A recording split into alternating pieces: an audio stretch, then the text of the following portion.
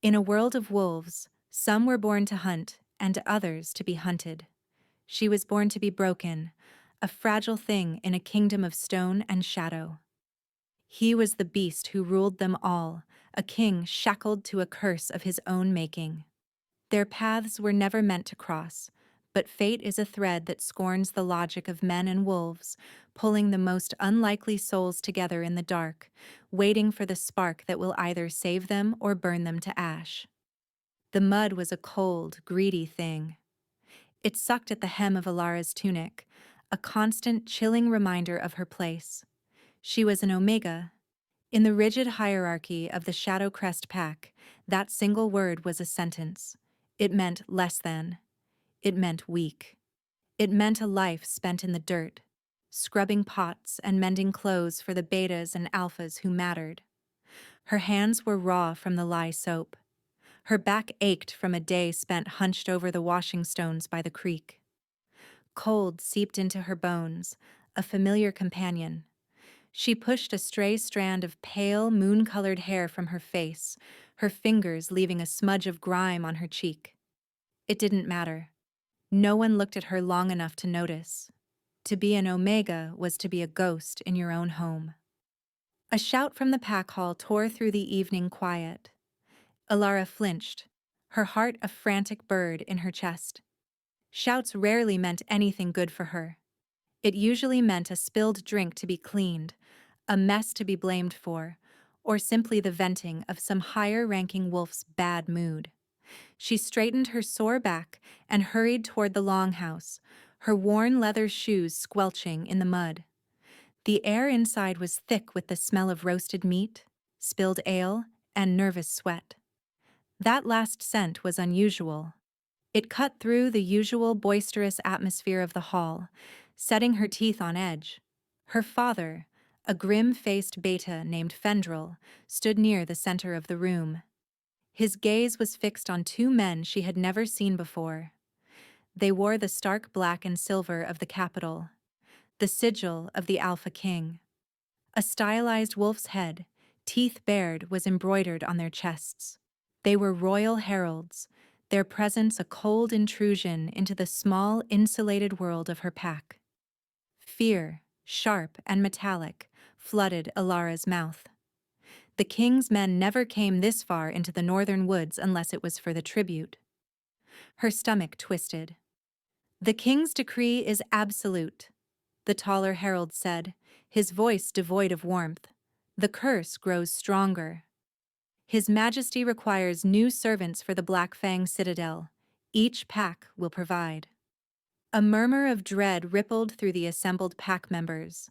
The capital was a place of legend and fear, a city of stone and iron ruled by a king who was more beast than man, King Theron. They said he was a giant, that his eyes glowed in the dark. They whispered that a terrible curse ran in his bloodline, a rage that could level a village. To serve in his fortress was not an honor, it was a death sentence. "We are a small pack, my lords," her alpha, a grizzled wolf named Borin, said, his voice strained. "Our numbers are few. We have little to offer." "The decree is not a request," the second herald snapped. "You will give what is required. 1 tribute, or the king's guard will come to collect 5. The threat hung in the air, heavy and suffocating. Ilara tried to make herself smaller, to melt into the shadows by the door. She knew how this worked. They would not send a strong alpha hunter or a fertile beta female. They would send someone disposable, someone like her. Her father's eyes scanned the room, filled with a desperate, calculating light. They passed over his 2 beta sons, strong and useful. They passed over his beta daughter, promised to the son of another family. Then his eyes landed on Alara. There was no love in them. There was no fatherly protection. There was only relief. He had found his sacrifice. "No," she thought, a silent scream trapped in her throat. "Please, no." He looked at her as if she were a sack of grain to be bartered, a chipped cup to be discarded. The familiar hollowness of her existence yawned into a chasm. She had spent her life trying to earn a single scrap of affection from him, a nod of approval. All she had ever been was a burden. Now, she was a solution. "We have one," Fendrel announced, his voice ringing with false confidence. He pointed a trembling finger directly at her. "My daughter, Elara. She is an Omega, hardy, obedient." Every head in the hall turned. For the first time in her life, she was the center of attention. The weight of their stares was a physical blow, pressing the air from her lungs. She saw pity in some eyes, but mostly, she saw the same cold relief that was on her father's face. Better her than me? The herald's gazes swept over her, clinical and dismissive. An Omega was of little value, but she was a body. She fulfilled the quota. "She will do," the tall herald said. "Have her ready." "We ride at dawn." The finality of his words was a hammer blow. There was no appeal, no escape. Her father would not meet her eyes. He turned away, clapping his older son on the shoulder, his duty done. He had saved his real family. He had sold his ghost. Elara stood frozen, the sounds of the hall fading to a dull roar in her ears, the mud on her dress, the ache in her back, the sting of lie on her skin. It all vanished. There was only a vast, cold emptiness. She was being sent to the beast's lair. Later that night, she sat on the thin straw pallet that served as her bed in a small alcove off the main kitchen. She had no possessions to pack beyond the threadbare tunic on her back and a spare she kept folded under her pillow. Her mother, a woman worn down by life, brought her a small hunk of bread and a water skin. Her face was a mask of weary resignation. "It is for the best, Elara," she whispered, not looking at her. "You will have a roof over your head. You will be fed." It was meant as a comfort, but it felt like a betrayal. They were not saving her from a hard life. They were throwing her away to make their own lives easier. The pain was a sharp, physical thing, a shard of ice in her heart. "He is a monster," Elara whispered back, her voice hoarse. "The king. They say he kills servants who displease him." Her mother finally met her gaze, and for a fleeting moment, Elara saw a flicker of sorrow, of guilt. "Then do not displease him," she said softly, before turning and disappearing back into the warmth of the family quarters. The words echoed in the silence. "Do not displease him. How does one please a monster?" She clutched the spare tunic to her chest. It smelled of wood smoke and the faint, clean scent of the forest. It was the only piece of home she had left. Sleep did not come. She lay awake, listening to the sounds of the pack settling for the night. The distant howl of a wolf, the crackle of the dying fire in the main hall, the low murmur of her brothers' voices. She was already a ghost. By morning she would be gone, and they would not even notice her absence. Her entire life had been a lesson in powerlessness. She was a leaf in a storm, tossed and turned by forces far beyond her control. First by the rigid rules of her pack, then by the cold calculus of her family, now by the decree of a cursed king. As the first hint of gray light touched the sky, Elara rose. She did not cry. Her tears had frozen somewhere deep inside her. She washed her face with icy water from the basin, the shock of it a welcome distraction. She put on her only other tunic, the fabric thin but clean. She was ready. The heralds were waiting by the gate, their horses impatient in the cold morning air. Her family was nowhere to be seen. No one came to say goodbye. The tall herald gestured curtly to a sway-backed mare tied nearby. "Get on." She had never ridden a horse before. She struggled, her movements clumsy, until the herald grabbed her by the waist and lifted her unceremoniously onto the saddle. His touch was impersonal, like handling livestock. As they rode out of the small, muddy clearing that was the only home she had ever known, she did not look back. There was nothing there for her. The forest canopy closed over them, swallowing the familiar sights and sounds of her pack.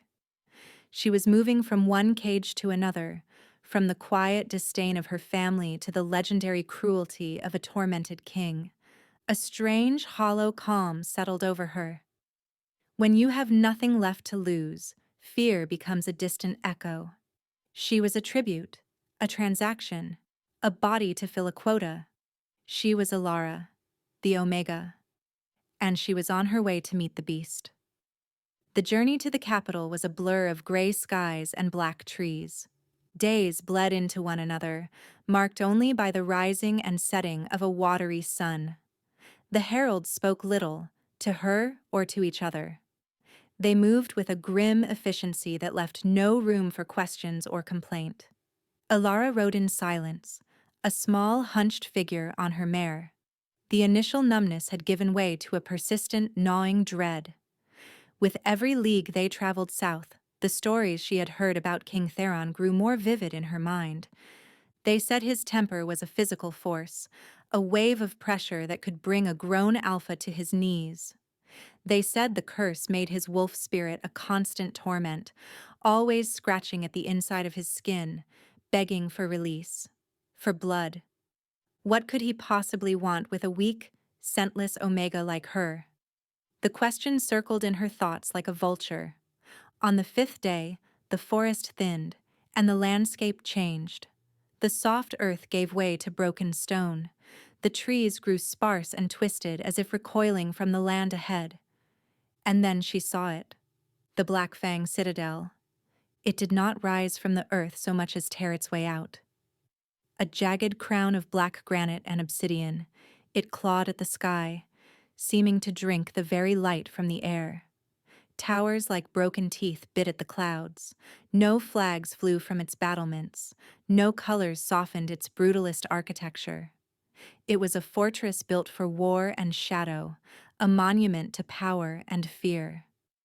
Her breath hitched. It was worse than the stories. It was a place where hope came to die.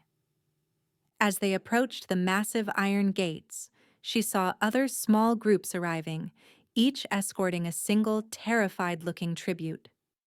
Boys and girls, mostly young, all with the same hollow look in their eyes. They were the unwanted, the disposable, gathered from every corner of the kingdom. The gates groaned open, the sound of grinding metal echoing the protest in her own soul. They were led into a vast cobbled courtyard. The walls soared so high they seemed to block out the sun, plunging the space into a permanent twilight. Warriors in black armor moved with predatory grace, their faces hard as the stone around them. The air tasted of cold iron and discipline. The tributes were herded together into a line. Ilara found herself standing next to a sharp-faced girl with restless, intelligent eyes. "First time in the capital?" the girl asked, her voice a low, cynical murmur. Ilara could only nod, her throat too tight to speak. "I'm Lyra," the girl said. "Beta. My family runs a mill. My father thought I was getting too ambitious. This is his way of teaching me humility." She sized Ilara up with a quick, dismissive glance. "Omega, right? I can barely smell a scent on you. You're lucky they took you. Good for nothing, most of you." The casual cruelty was familiar, but here, in this terrifying place, it stung even more. Ilara shrank into herself, pulling her thin tunic tighter. An older woman, with a face like a clenched fist and a ring of iron keys at her belt, marched toward them. This was Mistress Agda, the head housekeeper. Her eyes were chips of flint. "You are here to serve the king," Agda announced, her voice as sharp as broken glass. "You are not here to think, to feel, or to have opinions. You are here to work. Your old names do not matter. Your pasts do not matter. Here, you are nothing but hands and feet." One by one, they were taken into a side chamber. When it was Ilara's turn, she was ordered to strip. She stood trembling in the cold, her pale, thin body exposed to Agda's critical gaze. The woman walked around her, inspecting her as if she were a horse for sale. "Scrawny," Agda grunted, "but no marks or sickness." "You'll be put on scullery duty." She was handed a rough, shapeless tunic of drab gray wool. It smelled faintly of soap and despair. Her own worn clothes, the last link to her past, were tossed onto a pile to be burned. She was given a new name, Scullery Maid Number 7. The humiliation was complete. She was no longer Ilara. She was a number, a function, a ghost in a new and far more terrifying house. They were led to the great hall for the final inspection. The hall was a cavern of shadow and stone, vast enough to hold an army. Banners bearing the king's snarling wolf sigil hung from the high, vaulted ceiling, the only color in a world of gray and black.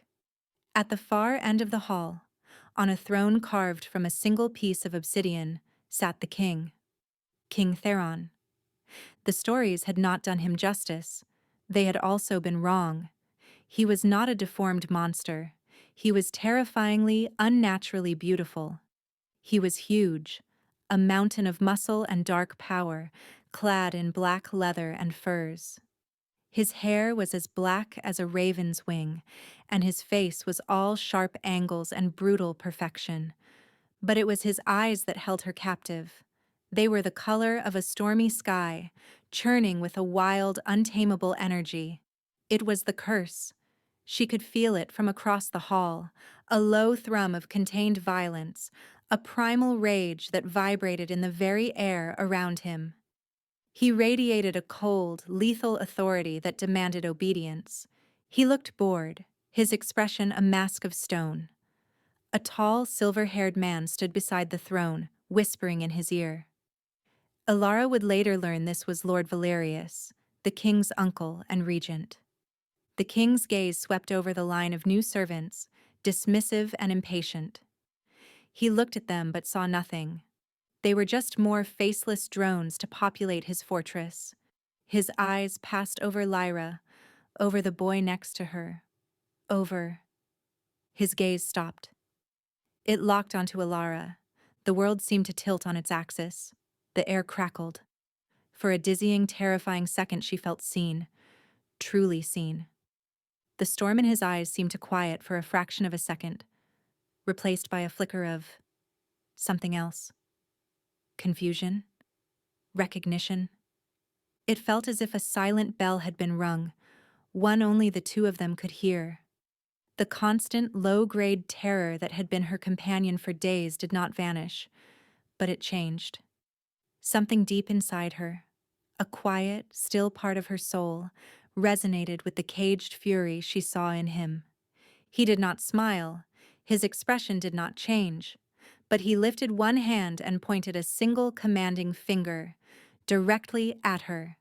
A collective gasp went through the other tributes. Mistress Agda looked stunned. Lord Valerius leaned forward, his eyes narrowing.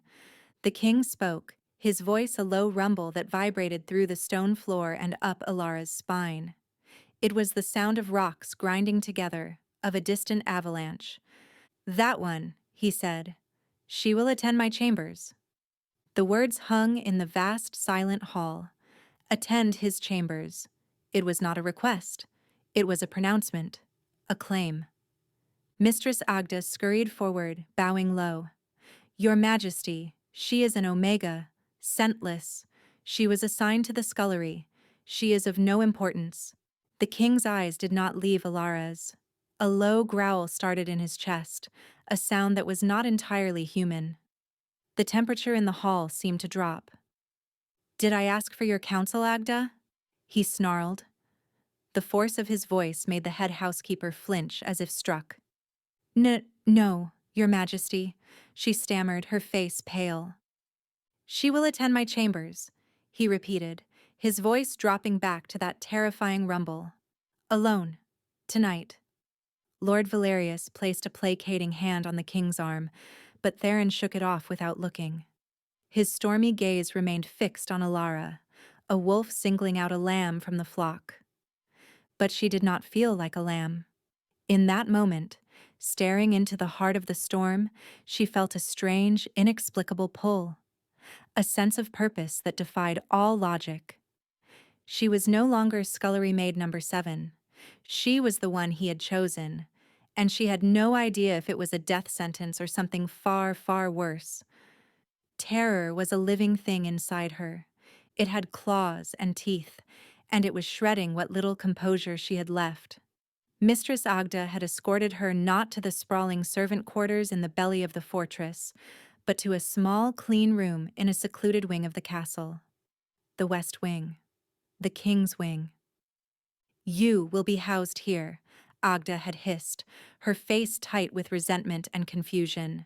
"You will be brought to the king's chambers after the evening meal. You will clean. You will not speak unless spoken to. You will not look the king in the eye, and you will not, under any circumstances, touch him."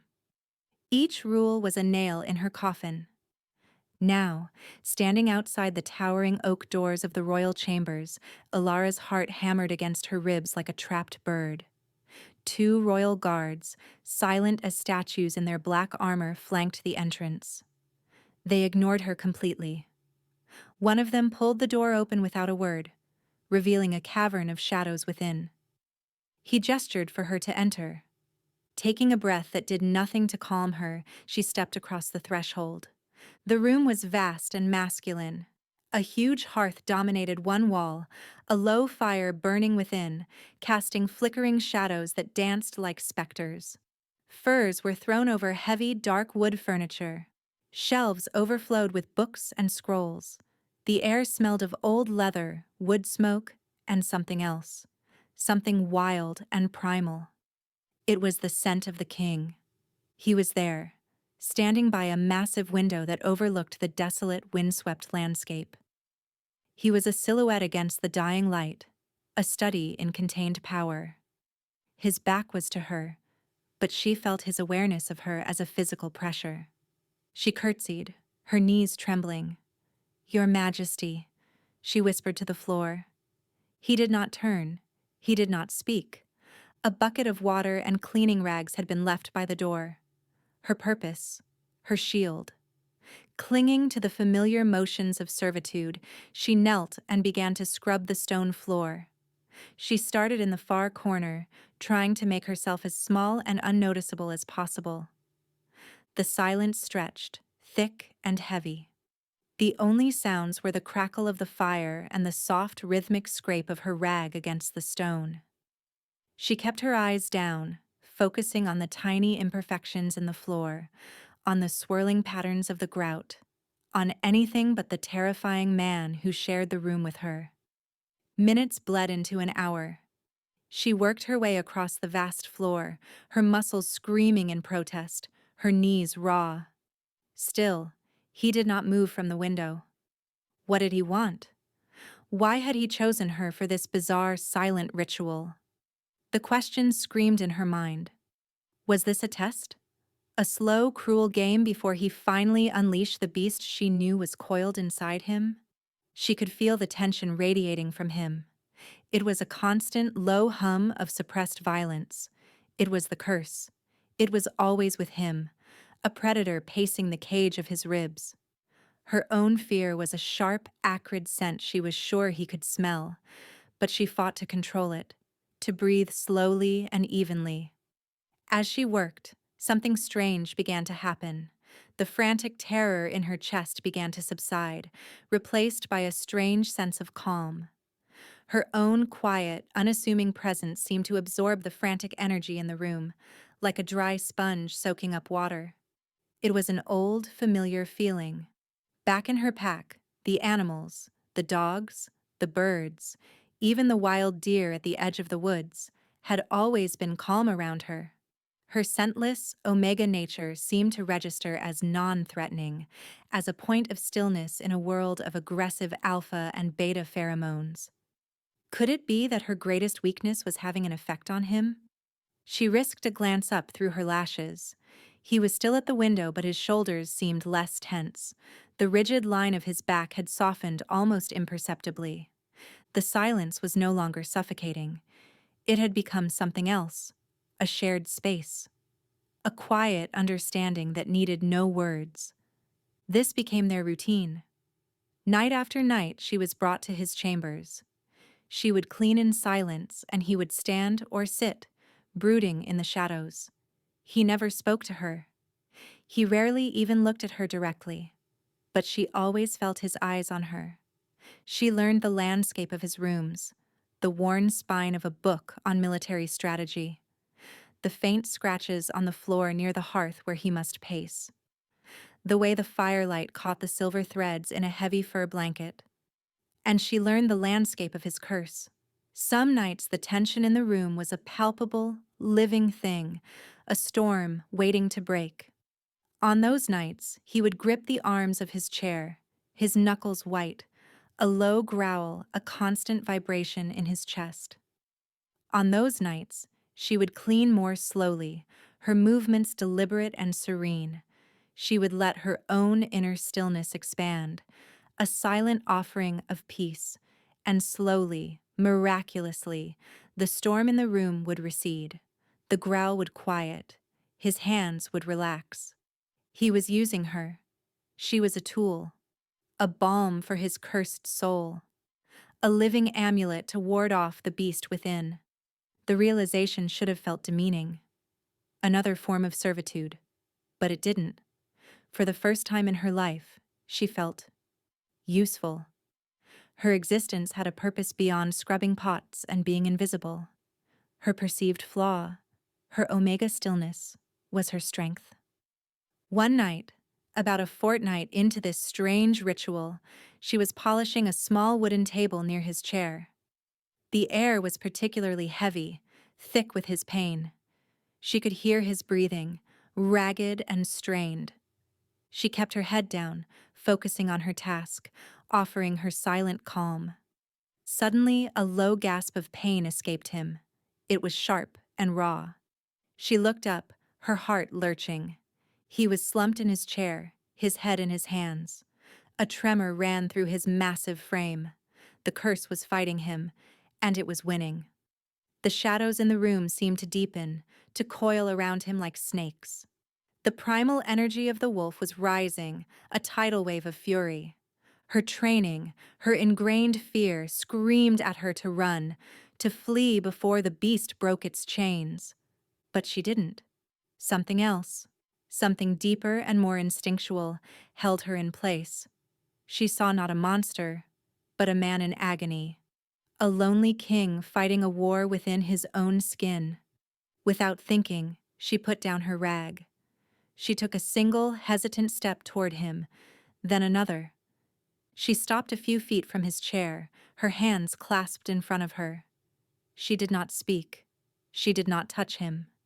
She simply stood there, a small beacon of quiet in his raging storm.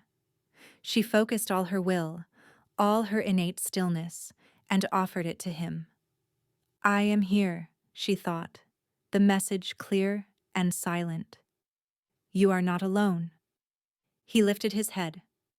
His storm-gray eyes, now shot through with a feral, glowing silver, met hers.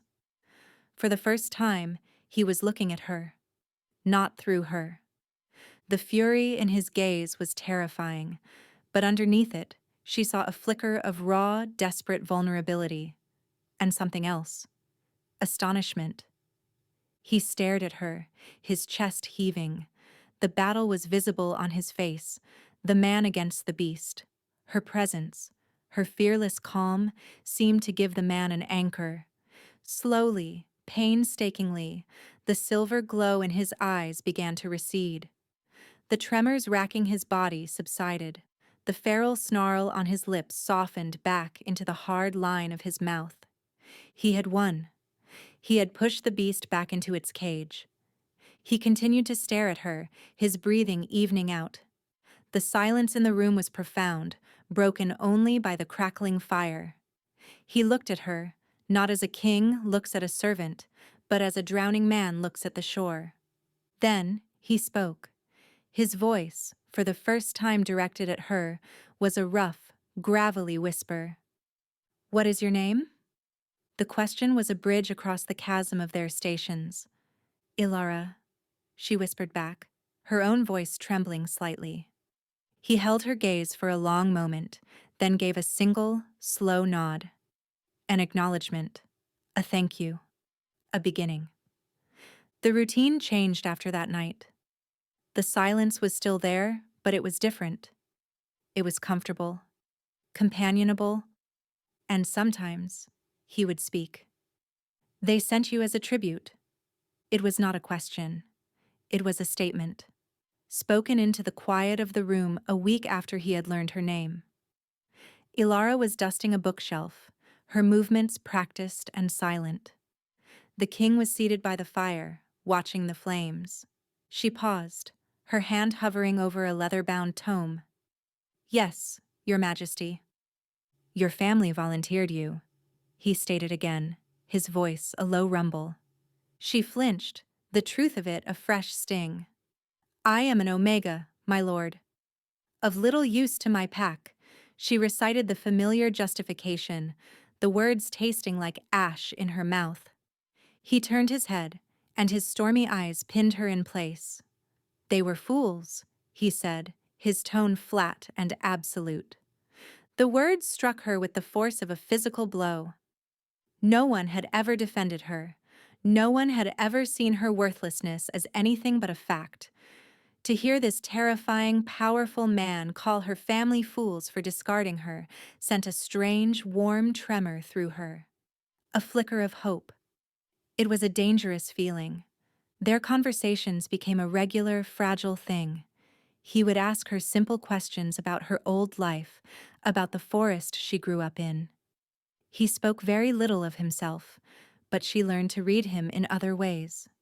She saw the burden of the crown in the weary lines around his eyes, the profound loneliness in the way he stared into the fire for hours on end. He was a prisoner in his own castle, shackled to a throne and a curse, and she, in her own way, was his fellow captive. One night she found him staring at a small, intricately carved wooden wolf on his mantel. His expression was unguarded, filled with a deep, melancholic pain.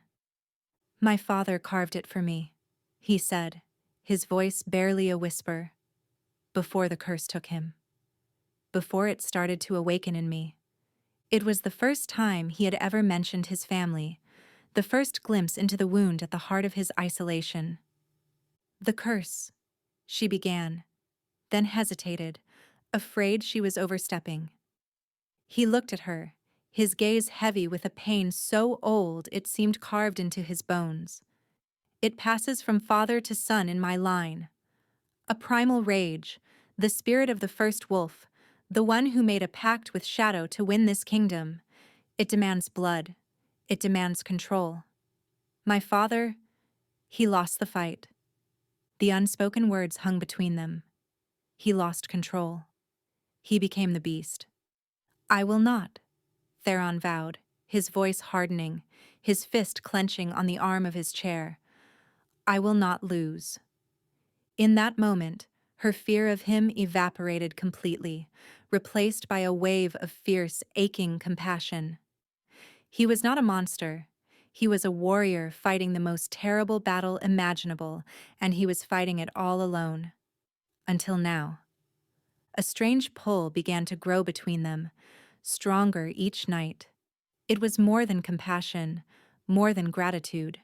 It was a deep, resonant hum in her soul, an awareness of him that transcended the physical. When he was near, the world felt more vivid, more real. She felt the echo of his moods, his pain, his fleeting moments of peace. The mate bond, the thought was terrifying, impossible. A king and an Omega servant? It was a fairy tale, and she lived in a world of stone and iron, not happy endings. Yet, she could not deny the pull, the feeling of rightness when she was in his presence, the way her own spirit seemed to settle and quiet his. She could feel it from him too, the way his gaze would linger on her when he thought she wasn't looking, the possessive edge in his voice when he spoke her name.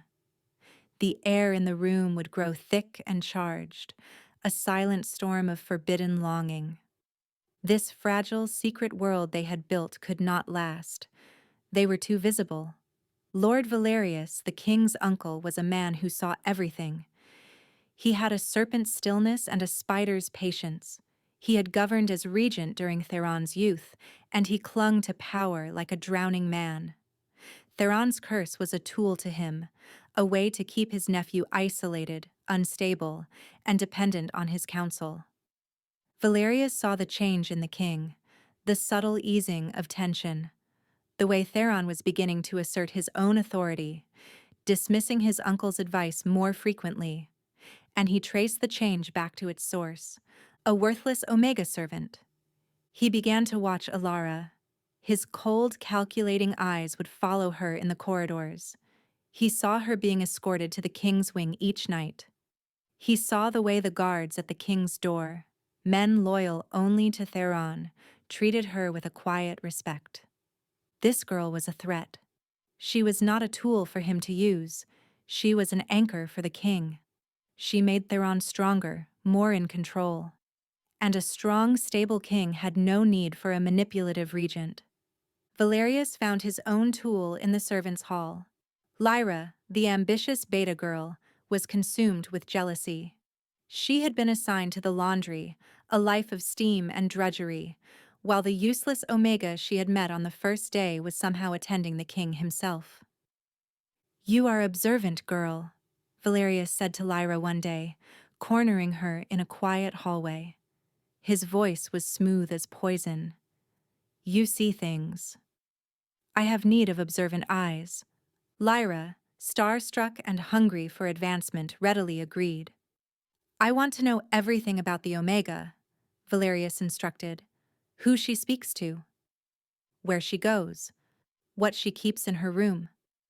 Lyra became Alara's shadow. She would watch her in the mess hall, her eyes narrowed with spite. She saw Alara eating alone, speaking to no one. The Omega was a ghost to everyone but the king. This only fueled Lyra's resentment. One evening, while Alara was in the king's chambers, Lyra slipped into her small room in the west wing. It was sparse, almost monastic. A bed, a small chest for her single spare tunic. There was nothing of value. But Lyra was not looking for value. She was looking for a weapon. Under the thin mattress, her fingers brushed against something hard. She pulled it out. It was a small, crudely carved wooden bird. Alara had found a piece of scrap wood and spent her few free hours carving it with a small eating knife, a tiny reminder of the forest, of freedom. It was innocent. But in the right hands, innocence could be twisted into guilt. Lyra took the bird and went to find Lord Valerius.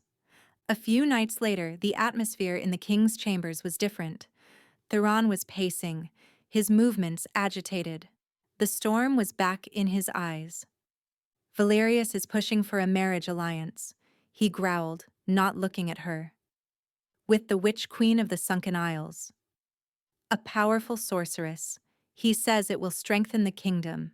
He says it will help control my condition." Alara's heart plummeted. A queen. A powerful, beautiful witch queen. Of course, that was the king's future, not a secret, silent bond with a servant. The fragile hope that had taken root in her heart withered and died. "A wise match, Your Majesty," she said, her voice a hollow echo of itself.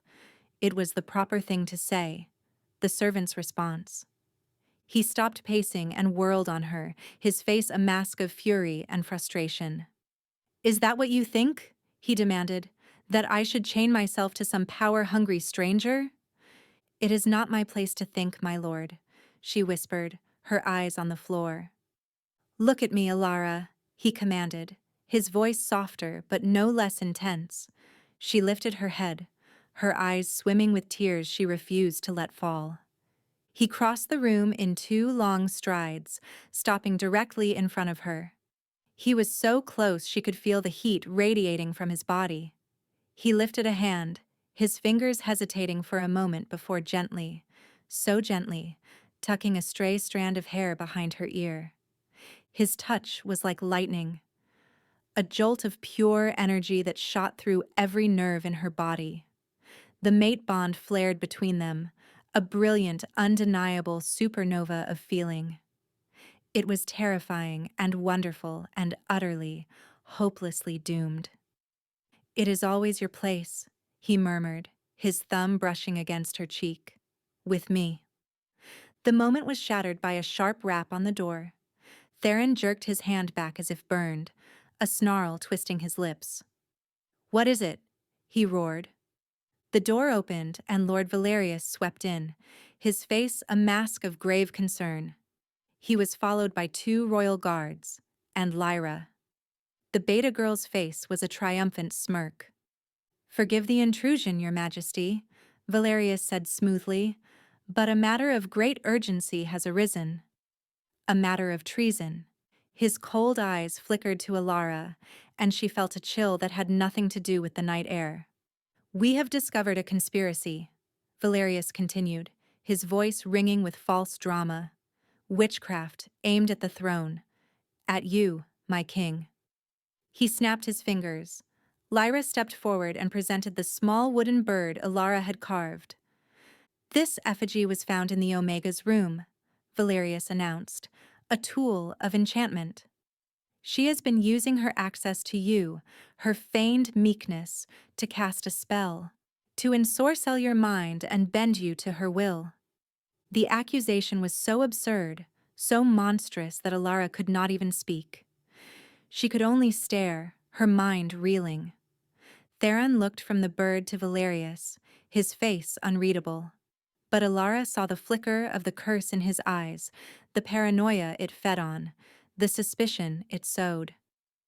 "Furthermore," Valerius said, pressing his advantage, "a priceless artifact has gone missing from the royal vault. The ceremonial dagger of the first king." He paused, letting the weight of the words settle. Then he turned to the guards. "Search her." Before Alara could react, the guards seized her. One of them ran his hands roughly over her simple tunic. His fingers paused at the small hidden pocket sewn into the seam. He reached inside and pulled out a dagger. It was ornate and ancient, its hilt wrapped in silver wire, its blade dark with age. The ceremonial dagger of the first king. Alara stared at it in horror. She had never seen it before in her life. It had been planted. "Treason and theft," Valerius declared, his voice ringing with triumph. "The law is clear. The punishment is death." Death! The word echoed in the sudden, ringing silence of the chamber. It was a cold, final sound. Alara's blood turned to ice in her veins.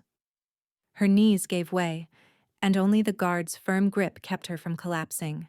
Her gaze flew to Theron. Her mind screamed at him, "Don't you see? It's a lie. Can't you see?" But the king's face was a terrifying, unreadable mask of stone.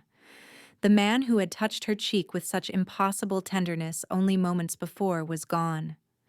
In his place was the Alpha King, the judge, the executioner. The storm in his eyes was back, a churning tempest of fury and something else. Something that looked like betrayal. "She has bewitched you, nephew," Valerius said, his voice dripping with faux sympathy. "This creature has taken advantage of your affliction. She must be made an example of. The law demands it." Theron's eyes were locked on the dagger in the guard's hand, then on the small wooden bird, then on Alara's terrified face. A war was raging within him.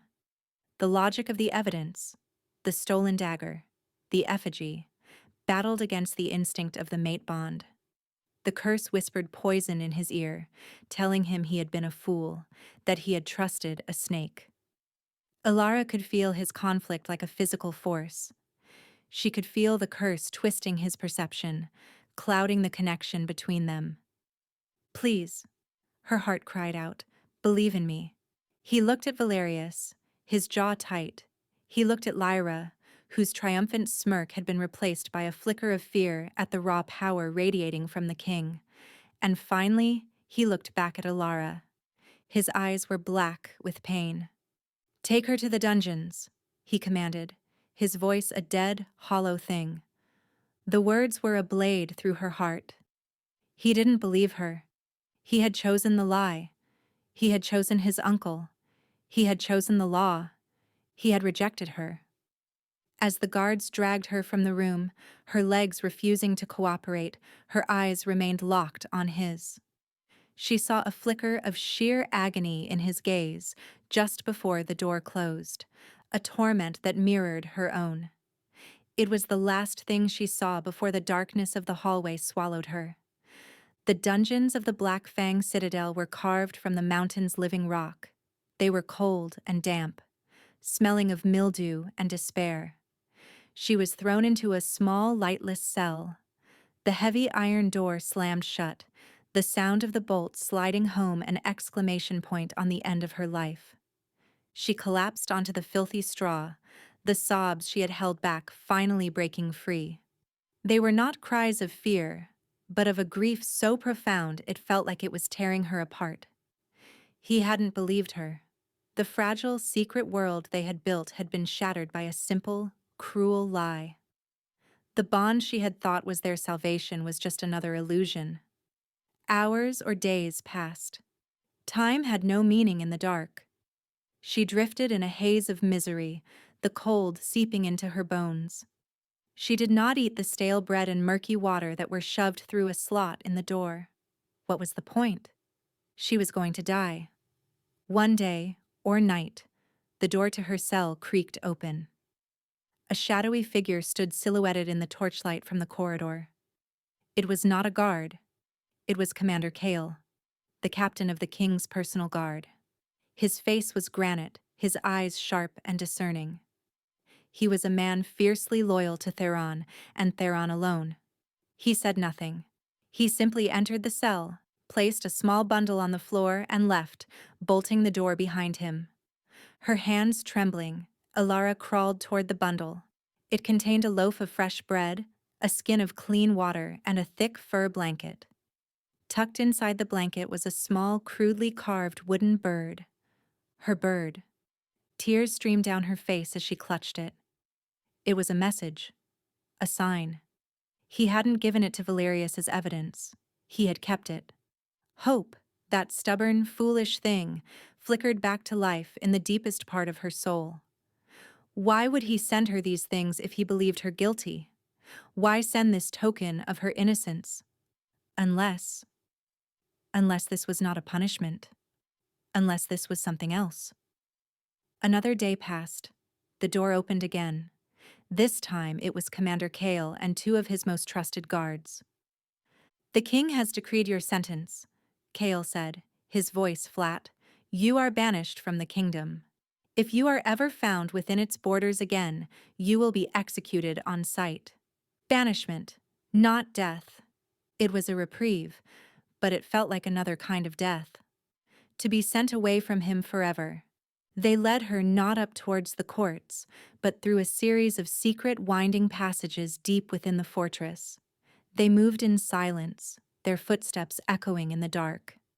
They emerged from a small, hidden postern gate at the base of the citadel. A single horse was waiting. Commander Kale pushed a heavy purse of coins into her hand. "Ride north," he said, his voice low. "Do not stop. Do not look back. The king's justice is for public consumption. The king's mercy is for you." And then she understood. The public accusation, the dungeon, the banishment. It was all a show. A performance for Valerius and the court. If Theron had declared her innocent, Valerius would have found another way to have her killed. A prison accident. A failed escape. By banishing her, by publicly rejecting her, Theron was saving her life. It was the only way.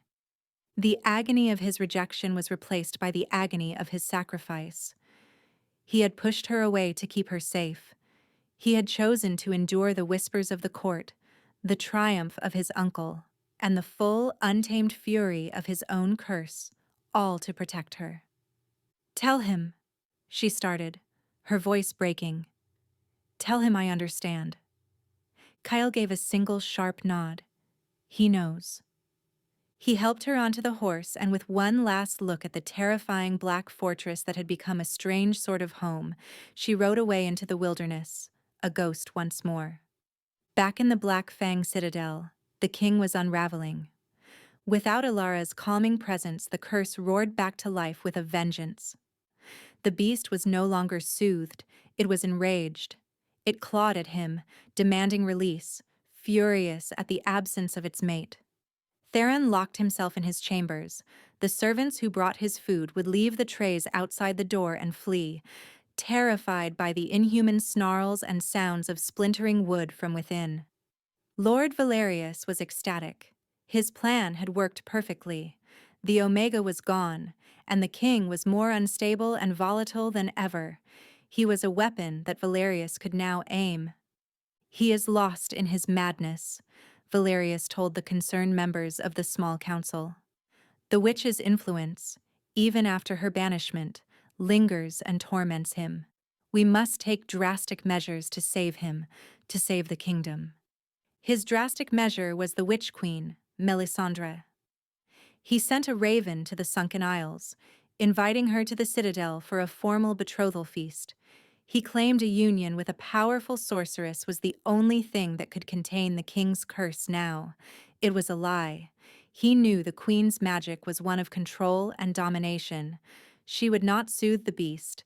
She would try to cage it, driving Theron further into madness and making him a puppet for her and Valerius to control. Meanwhile, Alara survived. The forest that had once been her cage was now her sanctuary. She was resourceful. She knew which plants were edible, how to find clean water, how to build a shelter. She journeyed north for weeks, putting distance between herself and the kingdom that had cast her out. She found refuge in a tiny, forgotten village nestled in the foothills of the northern mountains, a place so remote it was off the king's maps. She took a room at a small, quiet inn, paying with the coins Cale had given her. She told the innkeeper she was a widow, and no one asked any more questions. But every night, she dreamt of him. She felt the echo of his pain across the miles, a dull, constant ache in her soul. The mate bond was a living thread, stretched taut but not broken. She knew he was suffering, and it was her absence that was causing it. She had to go back. The thought was madness. To return was to face a death sentence. But what was a life lived in hiding, knowing he was alone and in agony? She had been a ghost her whole life. For once, she would not be passive. She would not be a leaf in the storm. She would be the storm. She had saved him once with her stillness. Now, she had to save him with her action. She packed a small bag, her resolve hardening into something unbreakable. She still had the purse of coins. She used them to buy a sturdy horse and a dark hooded cloak. She turned her horse south and began the long journey back to the Black Fang Citadel. Back to her king. Back to her fate. The great hall of the Black Fang Citadel was ablaze with light. For the first time since Alara had arrived, the cavernous space was not dominated by shadows. Thousands of candles burned in iron chandeliers, their light glinting off the polished armor of the guards and the jewels of the assembled court. But the light was cold, offering no warmth. It only served to illuminate the tension that gripped the room. At the high table sat King Theron. He was a thundercloud in the midst of the false celebration. His face was pale and drawn, his storm-gray eyes sunken and dark. The curse radiated from him in palpable waves, a low, menacing hum that made the very air vibrate.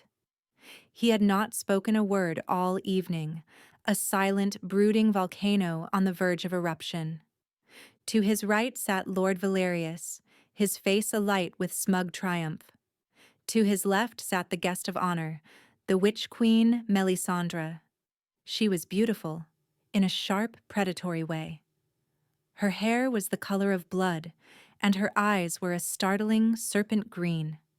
She wore a gown of shimmering scales, and her long, pale fingers were adorned with dark, glittering rings.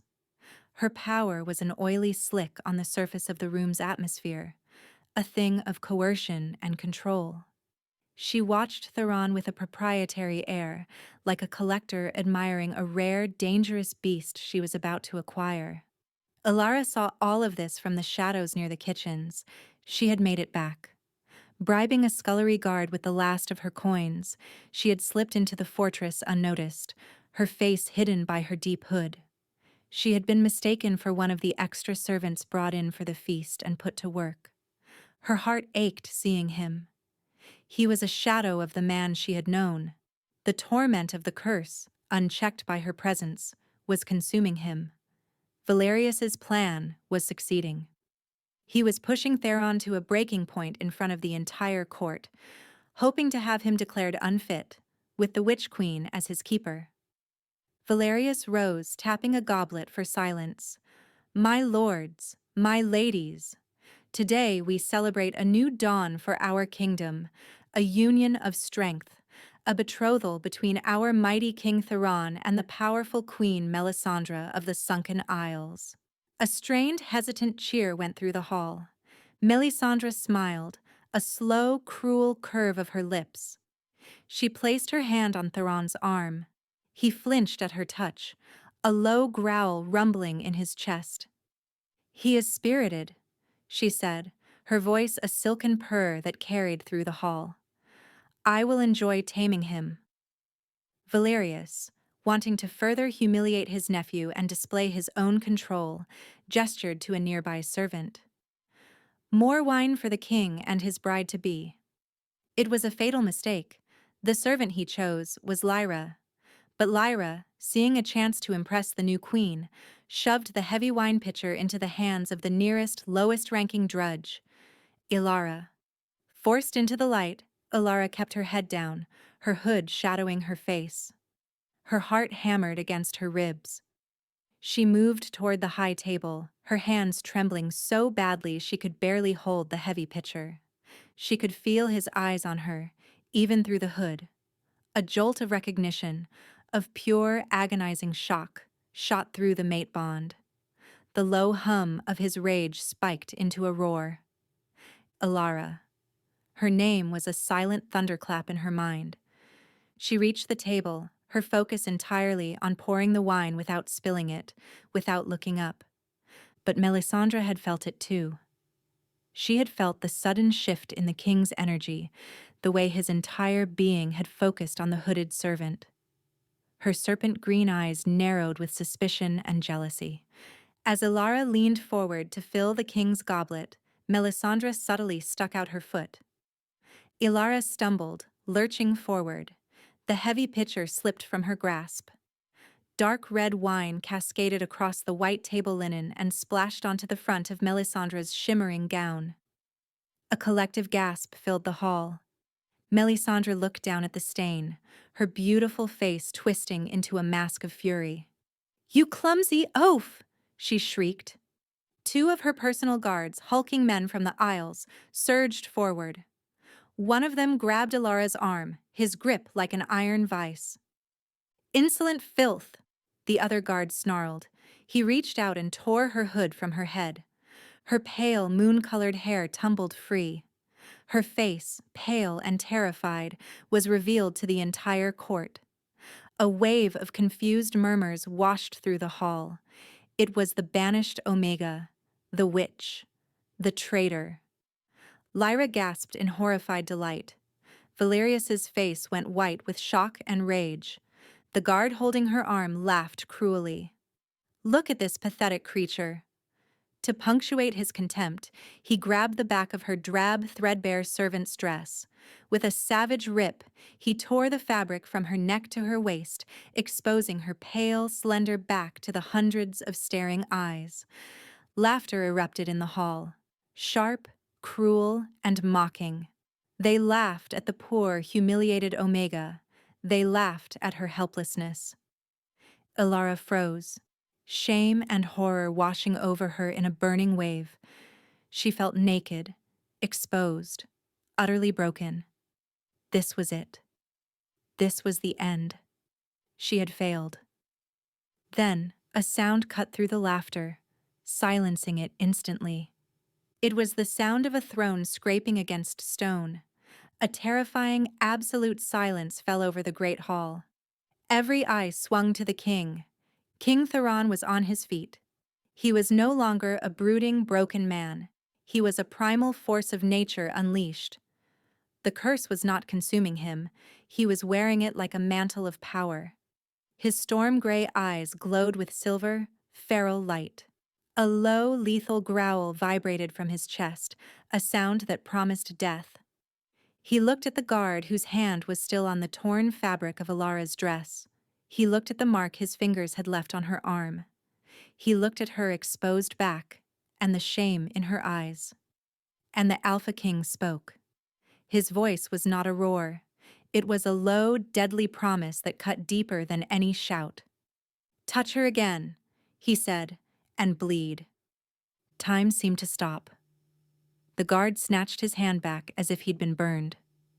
Ignoring the stunned court, ignoring the furious witch queen, ignoring his thunderstruck uncle, Theron moved. He descended the dais not like a king, but like a predator. Every step was deliberate, powerful, final. He walked directly to Alara. She stood trembling, unable to look at him, unable to look away. He reached her and, with a fluid, possessive grace, he shrugged the magnificent, heavy, fur-lined cloak from his own shoulders. He wrapped it around her, covering her exposed back, enveloping her in his scent, his warmth, his absolute protection. He had claimed her. In front of his entire kingdom, he had chosen a shamed Omega servant over a powerful queen. "You dare!" Melisandre shrieked, her voice cracking with fury.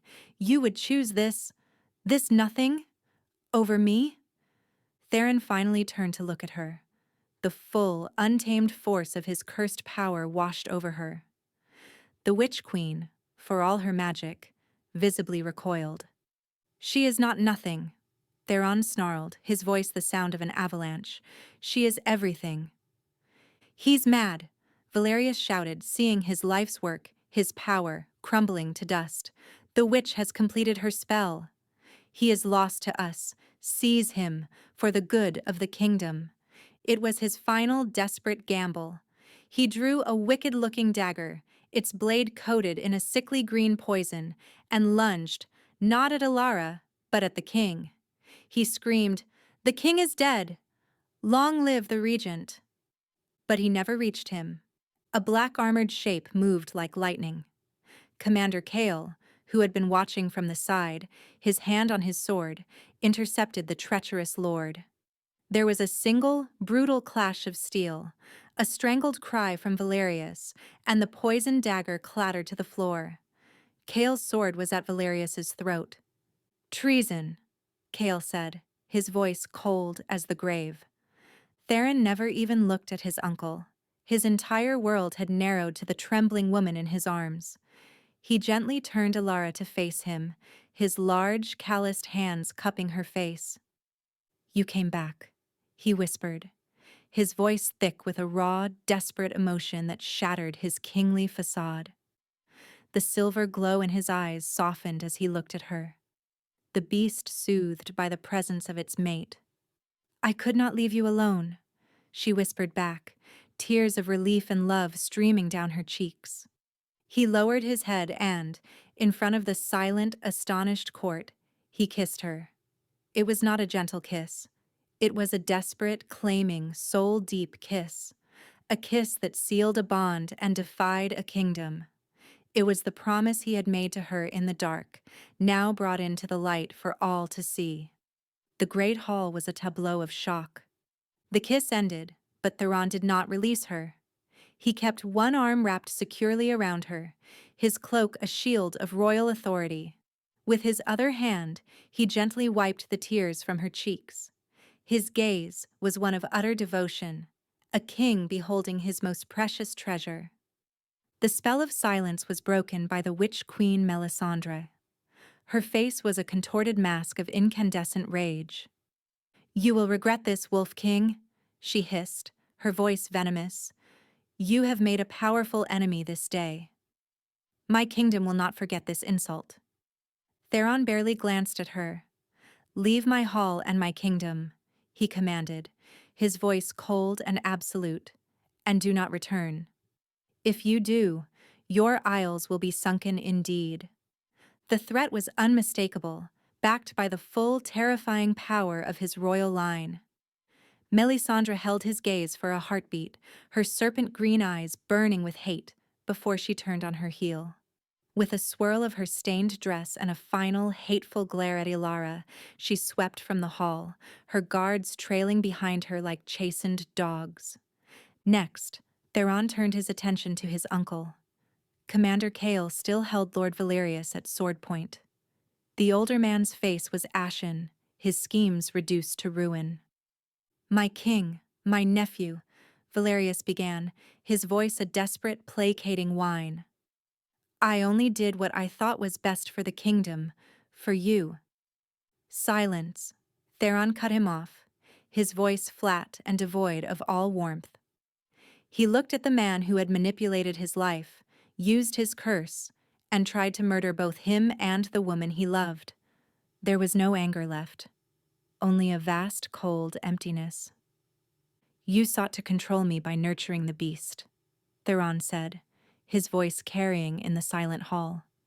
"You feared the man. But she," he said, his gaze softening as he looked down at Ilara.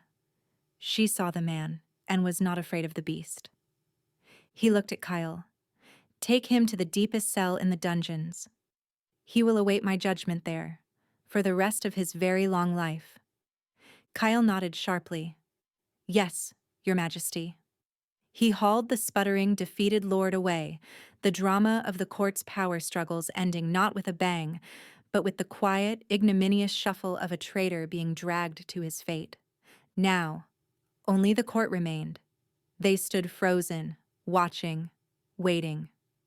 Their king had just overturned tradition, defied a powerful ally, and claimed a disgraced Omega servant as his own. Their world had been turned on its axis. Theron faced them, his arm still firmly around Ilara. He pulled her slightly in front of him, a gesture of presentation, of pride. "You see before you a servant," he began, his voice ringing with authority. "An Omega, the lowest rank in our society. You see a woman you mocked and scorned." He paused, his gaze sweeping over the uncomfortable faces of his lords and ladies. "I see my mate," he declared, the words a thunderclap of finality. "I see the other half of my soul. I see your queen." A wave of audible gasps rippled through the nobility. A king's mate was his queen. An Omega queen was unheard of. It was a violation of every law of hierarchy and breeding they held dear. Theron knew their thoughts. He could see the doubt and fear in their eyes. He had to make the bond undeniable, official, irrevocable. He turned Ilara to face him, his hands gentle on her shoulders. Her heart was pounding, a wild drum of disbelief and soaring joy. "Queen? Her?" "Ilara," he said, his voice low and for her alone. "For my entire life, I have been at war with myself. You are my peace. Will you be my queen?" "Yes," she breathed, the word a prayer. "Always."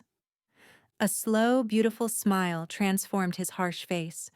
It was the first time she had ever seen him truly smile, and it was like the sun breaking through the darkest storm clouds. He lowered his head to the juncture of her neck and shoulder.